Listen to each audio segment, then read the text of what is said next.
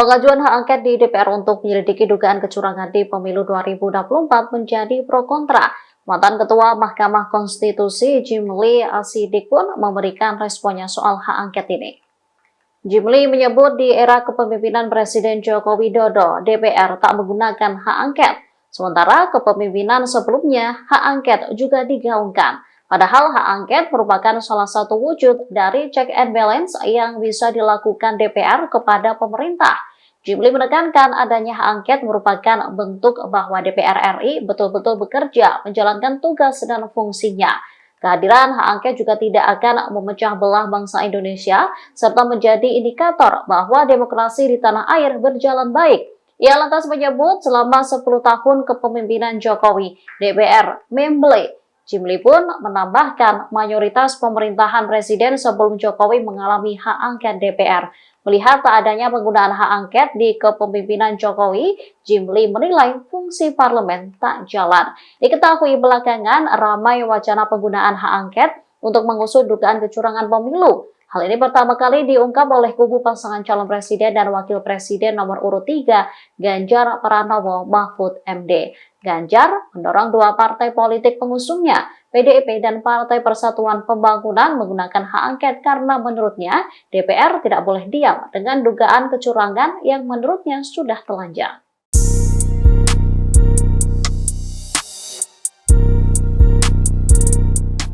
Pimpinan Pondok Pesantren Ora Aji Sleman, Gus Miftah, turut merespon soal program makan siang gratis calon presiden dan wakil presiden Prabowo Subianto dan Gibran Rakabuming Raka. Gus Miftah menilai jika program tersebut terinspirasi dari kisah Nabi Ibrahim saat membangun Ka'bah. Hal tersebut disampaikan oleh Gus Miftah dalam acara silaturahmi kebangsaan bersama Prabowo Subianto di Padepokan Garuda Yaksa, Hambalang, Bogor pada Sabtu 2 Maret 2024. Awalnya Gus Miftah mengaku program makan siang gratis mengingatkannya pada kisah Nabi Ibrahim. Saat itu Nabi sedang membangun atau merenovasi Ka'bah ditemani oleh putranya yaitu Ismail. Allah lantas menyampaikan kepada Nabi Ibrahim, satu suap nasi di perutnya orang lapar lebih baik bagi Allah daripada membangun Ka'bah. Itu sebabnya Gus Miftah yakin program tersebut selaras dengan ajaran Islam. Menyambung cerita Gus Miftah, Prabowo mengatakan program makan siang gratis ini lantaran melihat hampir 25% anak-anak di Indonesia tidak makan pagi. Prabowo pun mengaku telah memulai program uji coba makan siang gratis. Uji coba ini dilakukan di daerah Sukabumi, tepatnya di Kampung Cikembang. Dalam uji coba tersebut, 3.000 siswa diberi makan siang setiap hari. Prabowo mengaku anak-anak tersebut terkadang membawa pulang lauknya untuk keluarga di rumah. Walaupun ketuanya adalah anak presiden, kan bukan berarti kemudian segala hal bisa dilakukan terhadap partai yang dipimpin oleh anak presiden. Calon Presiden Anies Baswedan turut merespon melonjaknya suara Partai Solidaritas Indonesia. Anies pun mendorong pemerintah untuk ikut bertanggung jawab melakukan investigasi. Tanggapan Anies disampaikan saat dikonfirmasi di Kampung Akuarium Jakarta Utara pada Minggu 3 Maret 2024. Ex-Gubernur DKI Jakarta ini tidak ingin ada kecurigaan yang membuat legitimasi pemilu di mata masyarakat menjadi rusak. Apabila kepercayaan rakyat rusak, kepercayaan terhadap proses pemilu tahun 2024 juga akan dianggap hilang. Dikutip dari Kompas.com, ia lantas meminta pemerintah menginvestigasi dugaan adanya kejanggalan perolehan suara partai berlogo Mawar itu. Apalagi Ketua Umum PSI, Kaisang Pangarep, merupakan putra bungsu Presiden Joko Widodo. Anies menegaskan tak semua hal bisa dilakukan terhadap partai yang dipimpin oleh anak presiden. Diketahui dalam waktu 3 hari, perolehan suara PSI meroket berdasarkan hasil hitung suara manual atau realcon KPU dari 29 Februari hingga 2 Maret 2024. Dalam rentang waktu tersebut, suara PSI bertambah dari 2.171.907 atau 2,86% pada Kamis 29 Februari pukul 10 waktu Indonesia Barat. Suara ini menjadi 2.402.268 atau 3,13% pada Sabtu 2 Maret pukul 15 waktu Indonesia Barat. Artinya suara PSI bertambah sebanyak 230.361 suara dalam kurun waktu 3 hari. Kenaikan suara PSI ini lantas mendapat banyak reaksi dari sejumlah pihak. Jangan sampai ini nanti membuat cacat. Kalau pemilihnya cacat, yang cacat semua. Nilai seperti rusak susu setelah begitu terjadi peristiwa yang seperti ini, maka itu akan bisa merusak semua. Kalau merusak semua, kepercayaan rakyat bisa hilang terhadap proses pemilu. Dan pemerintah harus ikut bertanggung jawab. Walaupun ketuanya adalah anak presiden, kan bukan berarti kemudian segala hal bisa dilakukan kepada partai yang dipimpin oleh anak presiden. Malah lebih ketat lagi pengawasannya supaya tidak ada jajaran di bawah yang kemudian melakukan kegiatan-kegiatan walaupun tanpa diperintah, tapi inisiatif-inisiatif bisa terjadi. Jangan sampai ada politik sayang anak ya Pak ya, untuk yang kedua kalinya.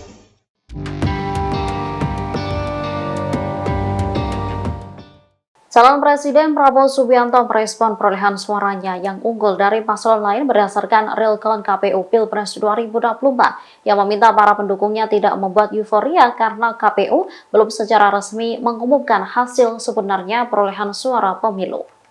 Permintaan itu disampaikan Prabowo pada acara silaturahmi kebangsaan bersama Muslimat Nahdlatul Ulama dan unsur-unsur relawan di Padepokan Garuda Yaksa Hambalang, Bogor pada Sabtu 2 Maret 2024. Prabowo menyebut pendukungnya jangan gembira berlebihan, akan tetapi hasil sementara ini diminta dijadikan sebagai bahan renungan dan berterima kasih.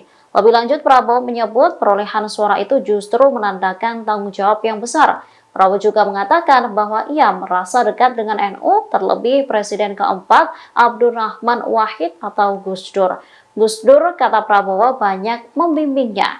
Prabowo juga memuji NU yang selalu menjadi bagian dari pembawa kesejukan. Sementara Cawapres Gibran Rakabuming Raka mengaku terkejut saat diberitahu paslon 02 masih unggul dalam real count KPU. Putra sulung Presiden Joko Widodo itu mengaku tak memeriksa raihan suara melalui situs pemilu 2024 KPU RI. Ia juga masih meragukan terkait selisih akhir perolehan suara paslon 02 yang unggul jauh dari lawannya. Gibran lantas menyebut keunggulan perolehan suara dirinya dan Prabowo masih menjadi hasil sementara. Diketahui berdasarkan real count sementara, Prabowo Gibran meraih suara 58,83% per Minggu 3 Maret.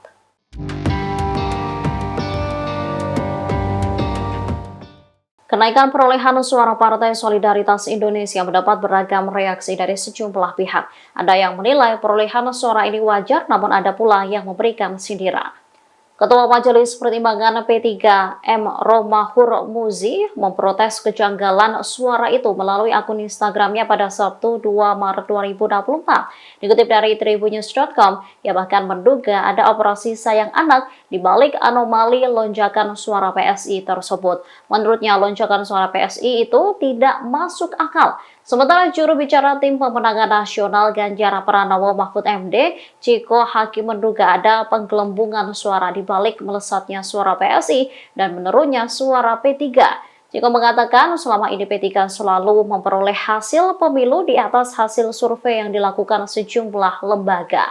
Ciko lebih lanjut menilai pemilu 2024 diduga kuat ada intervensi dari kekuasaan, melibatkan TNI Polri, ASN hingga penyelenggara pemilu. Calon Presiden Anies Baswedan juga meminta pemerintah menginvestigasi dugaan adanya kejanggalan perolehan suara partai berlogo Mawar itu. Apalagi Ketua Umum PSI, Kaisang Pangarep, merupakan putra bungsu Presiden Joko Widodo. Menanggapi hal itu, Wasekjen Hubungan Antar Lembaga dan Luar Negeri DPP PSI, Marsha Damita Siagian menilai wajar jika perolehan suara PSI meningkat. Marsha membantah adanya dugaan jual beli suara yang diduga dilakukan PSI dan sempat ramai diperbincangkan publik. Banyaknya pro dan kontra perolehan suara PSI, Itham Holik lantas membuka suara. Itham menilai banyak pihak yang dilibatkan untuk mengawal suara rakyat. Ia menilai kenaikan perolehan suara dalam real count KPU adalah hal yang wajar karena dialami oleh semua partai politik.